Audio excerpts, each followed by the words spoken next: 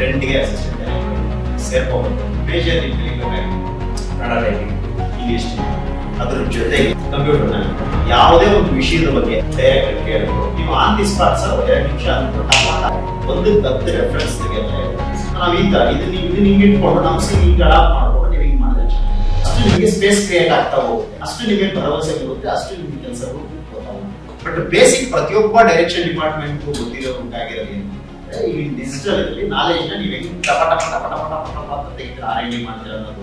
ಅದಾದ್ಮೇಲೆ script knowledge, discussion, director, writer, cameraman ಯಾರೋ ಅವ್ರು ಒಂದು ಸೀನ್ ಡಿಸ್ಕಸ್ ಮಾಡ್ತಾ ಇರ್ತಾರೆ. ಅದೇ ನೀನು ಆ ಸೀನ್ ಸ್ಕ್ರಿಪ್ಟ್ ನಾಲೆಜ್ ಬೆಳೆಸ್ಕೊಂಡು ಈ ಸೀನ್ ಅಲ್ಲಿ ಹಿಂಗ್ ಮಾಡಿದ್ರೆ ಚೆನ್ನಾಗಿರುತ್ತೆ ನಾನು ಹೇಳಿ ಮಾಡ್ಬೋದು, ನಿನಗೆ ಸಿಗೋ ರೆಸ್ಪೆಕ್ಟ್ ಅವಕಾಶ ಅದನ್ನ ಬೆಳೆಸ್ಬೋದು.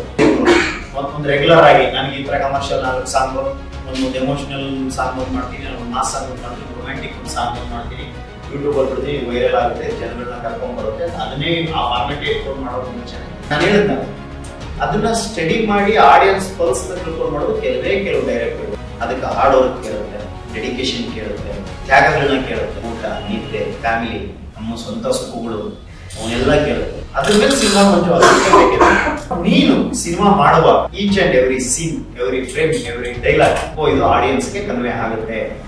ಯಾವ್ದಾದ್ರು ಕಾಂಪ್ಲಿಕೇಟೆಡ್ ಸೀನ್ ಗಳಿದ್ರೆ ಮೇಕಿಂಗ್ ಅಲ್ಲಿ ಒಂದಷ್ಟು ತುಂಬಾ ಚಾಲೆಂಜಿಂಗ್ ಆಗಿರುತ್ತೆ. ಕೆಲವು ಸೀನ್ಸ್ ಕ್ಲಾರಿಟಿ ಇರಲ್ಲ, ಕನ್ಫ್ಯೂಸ್ ಆಗೋ ಚಾನ್ಸಸ್ ಜಾಸ್ತಿ ಇರುತ್ತೆ, ಡೌಟ್ ಇರುತ್ತೆ. ಹಂಗಿಲ್ಲ ಸ್ಟೋರಿ ಆಡಿಯನ್ಸ್ ರಿಸೀವ್ ಮಾಡ್ತಾರೆ, ಎಂಜಾಯ್ ಮಾಡ್ತಾರೆ. ಇದೊಳೋ ಸೀನ್ ಇದೆ ಆಡಿಯನ್ಸ್ ಅಳ್ತಾರೆ, ಇನ್ನೊಂದು ಸೀನ್ ಇದೆ ಆಡಿಯನ್ಸ್ ನಗ್ತಾರೆ. ಅದನ್ನ ಫೀಲ್ ಮಾಡಿ ಆಸ್ ಇಟ್ ಈಸ್ ಅದನ್ನ ಸ್ಕ್ರೀನ್ ಮೇಲೆ ತಂದು ಯಾವ ಸೀನ್ ಯಾವ ಫೀಲ್ ಗೆ ಆಡಿಯನ್ಸ್ ರಿಯಾಕ್ಟ್ ಮಾಡ್ತಾರೆ ಗೊತ್ತಾ. ಅಸಿಸ್ಟೆಂಟ್ ಡೈರೆಕ್ಟರ್ ತುಂಬಾ ಜನ ಇದ್ದಾರೆ, ಅಸಿಸ್ಟೆಂಟ್ ಡೈರೆಕ್ಟರ್ ಅಂತ ರೋಬೋತರ ಹೇಳಿದಷ್ಟೇ ಮಾಡೋದು. ಸಿನಿಮಾ ಮಾಡೋದೇ ನಿಮ್ಮ ಪರ್ಸನಲ್ ಗ್ರೋತ್ ಇರೋದು. ನಿಮ್ಮ ಪರ್ಸನಲ್ ಗ್ರೋತ್ ಇರಬೇಕು ಅಂತಂದ್ರೆ ನೀವು ಇಂಟರ್ನಲ್ ಸ್ಕಿಲ್ ನ ಬೆಳೆಸ್ಕೊಂಡು ಅಡ್ವಾನ್ಸ್ ಆಗಿ ಮಾಡಿ ನೀವು ನಿಮ್ಮ ಸ್ಪೇಸ್ ನ ಕ್ರಿಯೇಟ್ ಮಾಡ್ಕೊಂಡು ನೀವು ಬೆಳಿಬೇಕು ಅಂದ್ರೆ ಇಂಡಿವಿಜುವಲ್ ನಿಮ್ಮಲ್ಲಿ ಒಂದು ಸ್ಕಿಲ್ ಇರಲೇಬೇಕು. ಯಾವ ಸಿನಿಮಾ ಬೇಕಾದ್ರೂ ತಗೊಳ್ಳಿ, ಸಿನಿಮಾ ನೀವು ಎತ್ಕೊಂಡ್ರೆ ಅದ್ರ ಸಿಮಿಲರ್ 10 ಸಿನಿಮಾಗಳು ಇರ್ಬೋದು, ಯಾವ್ದೋ ಒಂದು ಲ್ಯಾಂಗ್ವೇಜ್ ಆ ಸಿನಿಮಾ ಬಂದಿದೆ ಮತ್ತೆ ಹೊಸದೇನು ಟ್ರೆಂಡ್, ಆ ಟ್ರೆಂಡ್ ಜೊತೆ ನೀನು ಹೋದ್ರೆ ಆಡಿಯನ್ಸ್ ಇಷ್ಟ ಆಗುತ್ತೆ. ಇಷ್ಟೇ ವಿಷಯ. Rajkumar, Vishnuvardhan, Srinath hero, Ramakrishna hero, Jagadish hero, ಅದರಲ್ಲಿ ಒಂದು ಟ್ರೆಂಡ್ ಇದೆ. ಏನು ಈ ಕಾದಂಬರಿಗಳನ್ನ ಆಗಿನ ಜನರ ಜೀವನ ಶೈಲಿ ಬೇರೆ, ಭಾಷೆಗಳು ಬೇರೆ, ಇಕ್ವಿಪ್ಮೆಂಟ್ಗಳು ಬೇರೆ. ಸೊ ಆಗಿನ ಟ್ರೆಂಡ್ ಅವ್ರು ಸಿನಿಮಾ ಮಾಡೋದು, ಅದು ಜನಕ್ಕೆ ಹತ್ರ ಆಗುತ್ತೆ. ಎಂಟರ್ಟೈನ್ಮೆಂಟ್ ಆಗ್ಲೂ ಇತ್ತು, ಈಗಲೂ ಇದೆ. ಸಿನಿಮಾಗೆ ಆವಾಗ ಬೇರೆ ಎಷ್ಟಿತ್ತು, ಈಗಲೂ ಅಷ್ಟೇ ಇದೆ. ಈ OTT ಮತ್ತೊಂದು ಮೊದಲೊಂದು ಇವು ನಾವ್ ಮಾಡ್ಕೊಂಡಿರೋದು ನಾವು ಜಸ್ಟಿಫಿಕೇಶನ್ ಕೊಟ್ಕೊಳ್ಳೋದು, ನಮ್ಮನ್ನ ನಾವು ಡಿಪೆಂಡ್ ಮಾಡ್ಕೊಳ್ಳೋದಕ್ಕೆ ಮಾಡ್ತಾ ಇರೋದಷ್ಟೇ. ಭಾಗ ಮಂಜು ಮಲೆ ಬಾಯ್ಸ್ 100 ಕೋಟಿ ಮಾಡುದು, ಯಾವ ಹೀರೋ ಇಲ್ಲ, ಮಣ್ಣು ಇಲ್ಲ, ಮಸಿ ಇಲ್ಲ, ಯಾವ ಪಬ್ಲಿಸಿಟಿ ಇಲ್ಲ, ಯಾಕೆ ಮಾಡ್ಬೋದು? ಪ್ರಾಣಿಗಳು ಬಂದು ನಾವು ಒಳ್ಳೆ ಸಿನಿಮಾ ಮಾಡಿ ನಾವ್ ಇದು ಮಾಡಿದ್ರೆ 100% ಚೆನ್ನಾಗಿ ಬರ್ತಾರೆ. ಅವತ್ತಿನ ಟ್ರೆಂಡ್ ಏನಿತ್ತು ಅವ್ರು ಹಂಗ ಹೋಗೋರು.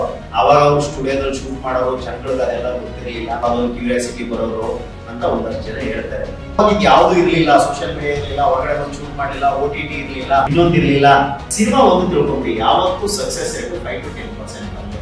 ಅವತ್ತು ಅದೇ ಇವತ್ತು ನಿಮ್ಗಿಂತ ಯಾರು ಬಲಿಷ್ಠವಾಗಿರ್ತಾನ ಬ್ರೈನ್ ಅಲ್ಲಿ ಸಿನಿಮಾ ಅವ್ನು ಕೊಡೋದು, ಅವ್ನು ಕೂತ್ಕೋತ ನೀವು ನಿಂತಿರೋ. ಓನ್ಲಿ ಸಿನಿಮಾ ಡೈರೆಕ್ಷನ್ ಸೊಸೈಟಿ ಇಲ್ಲೇ ಹೋಗ್ತೀವಿ. India society just like mirror. ನೀನ್ ಹೆಂಗಿರುತ್ತೆ ಅವ್ರು ಮಿರರ್ ನಗುತ್ತೆ, ಹತ್ತಿರ ಅಳುತ್ತೆ, ಹೋದ್ರೆ ಹೋಗಿದ್ದೆ, ಹೊಡೆದೆ ಹೊಡಿಯುತ್ತೆ. ಆಮೇಲೆ ನೇಚರ್ ನಿಮ್ಗೆ ಹಂಬಲ್ ಆಗಿರ್ತದೆ. ಕೆಲಸ ಕಲಿಯೋದು, ಸುತ್ತಮುತ್ತ ಎಲ್ಲ ನೇಚರ್ ಸೊಸೈಟಿ ಎಕ್ಸ್ಪೆಕ್ಟ್ ಮಾಡೋದು ಹಂಬಲ್, ಅದ್ರ ಜೊತೆಗೆ ಟ್ಯಾಲೆಂಟ್, ಇದೆರಡು ತುಂಬಾ ಕೌಂಟ್ ಆಗುತ್ತೆ. ನಿಮಗೆ ಎಷ್ಟೋ ಜನ ನೋಡಿರ್ತೀರಿ ಎಕ್ಸ್ಟ್ರಾರ್ಡಿನರಿ ಟ್ಯಾಲೆಂಟ್ಗಳಿದ್ರೆ ಅವ್ರು ಹೋಗ್ಬೇಕು ಸಿಗ್ತಾರೆ ಬಿಕಾಸ್ ಆಫ್ ಅವ್ರ ನೇಚರ್.